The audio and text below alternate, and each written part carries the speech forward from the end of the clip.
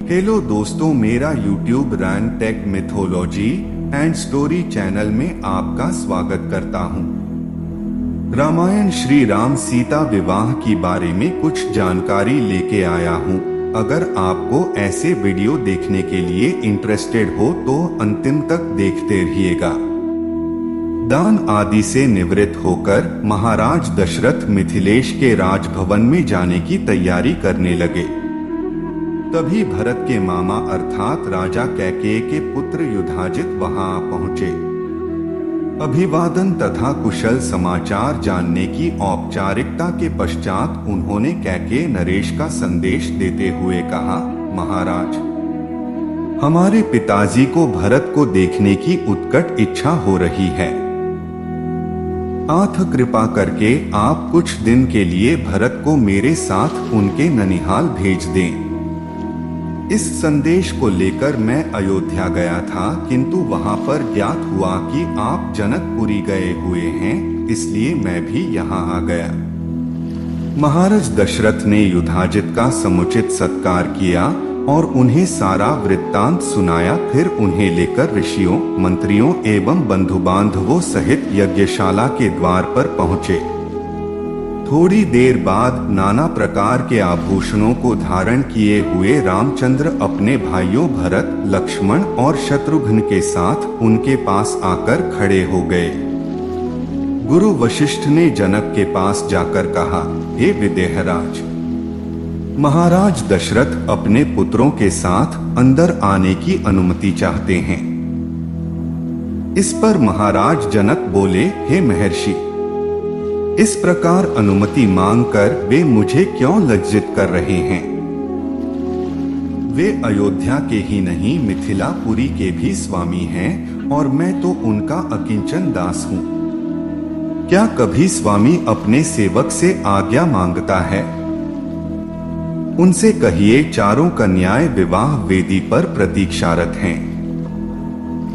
वे निःसंकोच अंदर पधारने का कष्ट करें। शुभ लग्न का समय भी हो रहा है।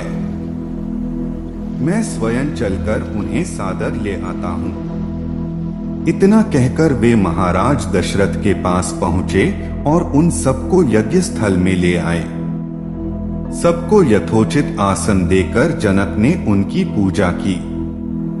फिर वशिष्ठ जी से बोले, हे ब्रह्मर्षि, आप इन ऋषिमुनियों के साथ विवाह कार्य संपन्न कराइए। आपसे अधिक योग्य पुरोहित और कौन हो सकता है? गुरु वशिष्ठ, महर्षि विश्वामित्र और मिथिला के राजपुरोहित शतानंद विवाह कार्य संपन्न कराने लगे।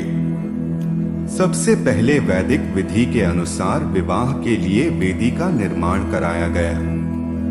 फिर अनेक प्रकार के सुगंधयुक्त फूलों से उसे सजाया गया।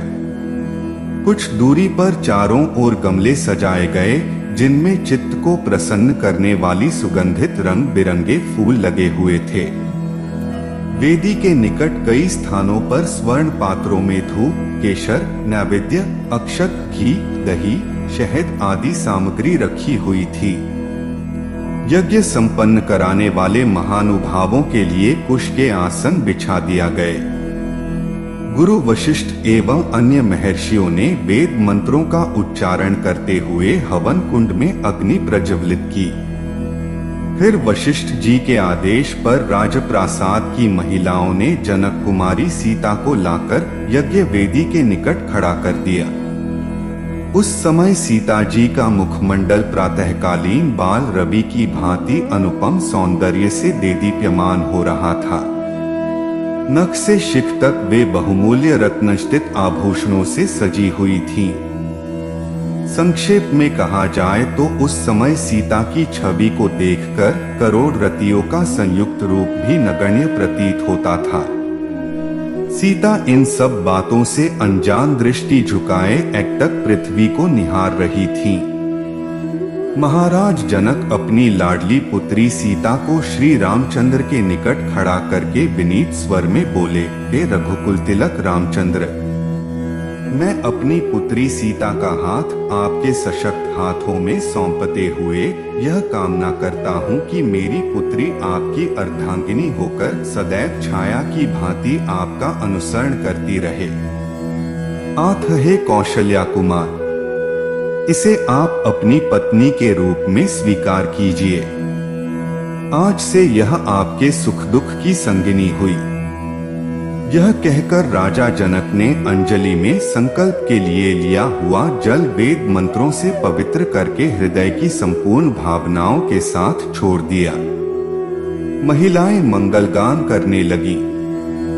मृदंग, दुंदुभी तथा नाना प्रकार के वाद्य यंत्रों का सुमधुर स्वर चारों ओर गूंजकर इस हर्षपूर्ण घटना की सूचना देने लगा। राम और सीता के विवाह के संपन्न हो जाने के पश्चात लक्ष्मण, भरत और शत्रुघ्न का विवाह उर्मिला, मांडवी और श्रुतकीर्ति के साथ वैदिक विधि विधान से संपन्न कराया गया।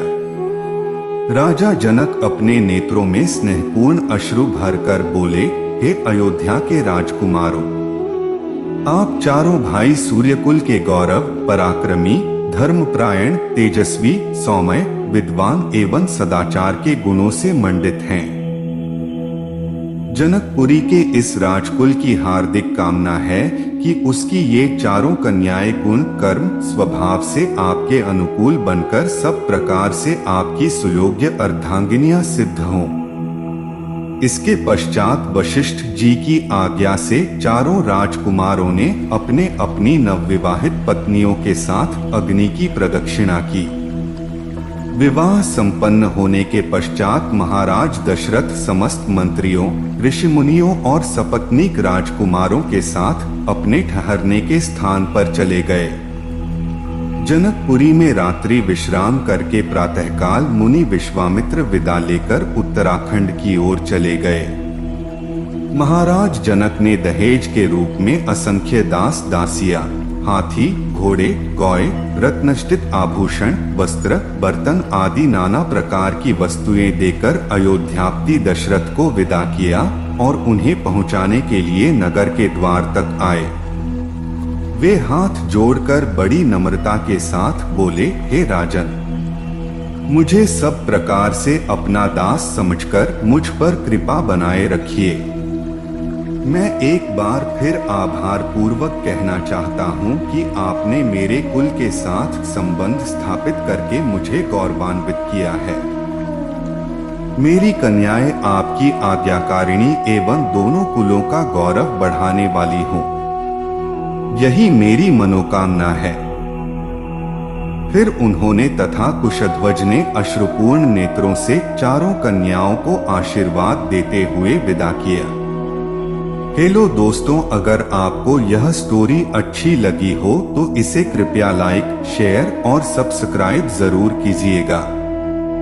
इसी तरह वीडियो देखने के लिए जुड़ी रहें और अपने विचार हमें कमेंट बॉक्स में जरूर भेजें। धन्यवाद।